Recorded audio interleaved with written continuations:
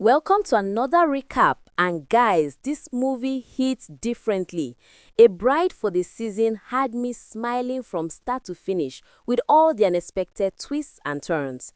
Before we dive in, make sure you stick around because this story is absolutely beautiful. And don't forget to hit that like button if you enjoy Nigerian romance movies like this one. So we meet Ayola Badmus, a data analyst who is basically a genius with numbers and patterns. But when it comes to love, the guy is completely lost. He's dated 4 women in 1 year, and each relationship crashed spectacularly. There's Mary, who wasn't virtuous at all, Faith, who had zero faith in him, Precious, who wasted his time, and Beauty, who only cared about expensive bags. When Beauty demanded another designer bag just a week after he bought her one, Ayola finally had enough and broke up with her right there in the store. After the breakup, Ayola visits his mom for ice cream therapy and she gives him some powerful advice about faith. His mom, who's clearly a strong believer, tells him to stop trying so hard and let God handle it. She even suggests he brings someone from the village, which makes Ayola laugh. But then she reminds him about a sermon from their pastor about faith being like climbing a staircase where you can't see the top, but you climb anyway. This sermon sparks something crazy in Ayola's mind. He decides to do something absolutely wild, a faith challenge. He plans to book his wedding for Christmas Day, December 25th, without even having a girlfriend, trusting that God will bring him his bride before the date. When he tells his best friend Ibuka about this plan, Ibuka literally thinks he's gone mad. Even Ibuka's girlfriend thinks it's insane. But guess what? Ayola's mom supports the idea completely, saying it's obedience to God without a safety net. Now let's meet our girl Tenola, a wedding planner who is going through her own drama. Her fiancé Femi has been ghosting her for days, and their wedding is supposed to happen in a month. Vendors are calling her for payment, but Femi isn't picking up his calls. When she finally confronts him at his house, Femi drops a bomb. His parents, who he wasn't talking to before, are now back in his life, and they don't approve of the marriage because Tenola isn't from a wealthy family. Femi basically tells her they need to postpone everything until he can convince his parents, leaving Tenola heartbroken and stuck in limbo. If you're enjoying this story so far, please tap that subscribe button because we bring you the best Nollywood movie recaps every single week. While Tenola is dealing with this mess, she gets a phone call from Ayola asking him to plan his Christmas wedding. At first, Tenola is hesitant because, hello, her own wedding is falling apart. But when Ayola transfers 8 million naira in payment, her best friend Lovette convinces her to take the job. 8 million naira versus the stress she's been getting? The choice was clear. Tenola meets Ayola at a restaurant and their chemistry is immediate. Ayola explains that his bride is abroad and busy with work, so he's handling all the planning. Tenola finds this suspicious but goes along with it. What's interesting is how much they have in common. They both love intimate weddings, beach settings, and they even think alike. Ayola keeps saying his bride will agree with everything because they're on the same page, but we all know the truth. There is no bride yet. As they plan together, Tenola starts feeling things she shouldn't feel for a client. During their beach tour to find the perfect venue, they are dressed in matching white outfits completely by coincidence, and people keep mistaking them for a couple. The beach is absolutely magical, and Tenola admits it's always been her dream to have a beach wedding.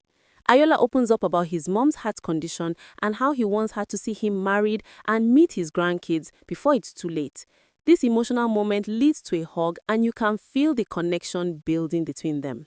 Throughout the planning process, Ayola keeps doing romantic things like bringing Tenola flowers and cooking dinner for her. His mom even meets Tenola and absolutely loves her. But Tenola is conflicted because she believes Ayola is getting married to someone else and she's technically still engaged to Femi, even though that relationship is clearly over. The breaking point comes when Femi shows up at Tenola's house unannounced while Ayola is there bringing flowers. The awkward encounter reveals that Tenola is engaged, which shocks Ayola. Later, Tenola finally breaks up with Femi for good when he suggests postponing their wedding again. She tells him she wants a man who shows up, who fights with her and for her, who chooses her every single day, not a coward. Femi tells her to leave, and that relationship is officially done.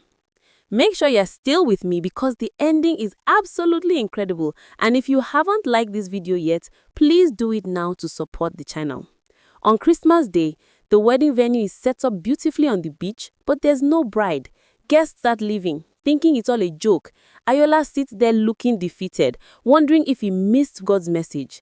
The pastor even tells him that it's okay to let the challenge go, that not every act of faith brings the outcome we hope for. But Tenola, her wedding planner, refuses to leave. She stays by his side even when everything seems hopeless. That's when Ayola realizes something powerful. The woman who stayed with him in his moments of failure, the woman he'd been imagining walking down the aisle all along, was right there beside him. He asks Tenola about her situation with Femi, and she reveals she broke up with him the same day he showed up because a wise man once told her a good woman deserves a good man, not a coward. Then comes the biggest twist. Ayola confesses that there never was a bride abroad. From day one, he planned the wedding trusting God to bring him his bride, and the moment he met Tenola, he knew she was the answer to his faith challenge. He gets on his knee right there on the beach and proposes. Tenola is completely shocked, but says yes because she finally understands why she felt so drawn to him. Here's the beautiful part. Lovett and Ibuka had secretly kept all the guests in the beach house, making a deal that if the wedding happened, everyone would stay and party. But if it didn't, they'd each get $1,000. When Tenola tells Ayola the guests are still there, they realize they can actually have the wedding right then and there. The ceremony is absolutely magical. Ayola gives the most beautiful vows about how Tenola is the missing variable in his equation, the answer that makes everything make sense. They exchange rings, the pastor pronounces them husband and wife, and Ayola finally kisses his bride. The faith challenge worked. God really did bring him his bride before Christmas Day. The movie ends with beautiful scenes of their married life. Ayola pranks Tenola on their first morning as a married couple, pretending she has amnesia, which scares her half to death. They are playful, in love, and grateful for how God orchestrated everything. Even Ibuka proposes to his girlfriend at the reception, inspired by Ayola's faith and their beautiful love story. This movie really shows that sometimes you have to step out in faith, even when it looks foolish to everyone else. Ayola's crazy plan worked because he trusted God completely, and Tenola found the man who actually deserves her after dealing with Femi's cowardice. The chemistry between Timini Egbuson and Omoni Oboli is absolutely fire, and this Christmas love story would definitely warm your heart. If you enjoyed this recap of A Bride for the Season, please like this video, subscribe to the channel, and let me know in the comments if you believe in faith challenges like Ayola's. Would you ever plan a wedding without having someone to marry? Drop your thoughts below, and I'll see you in the next recap.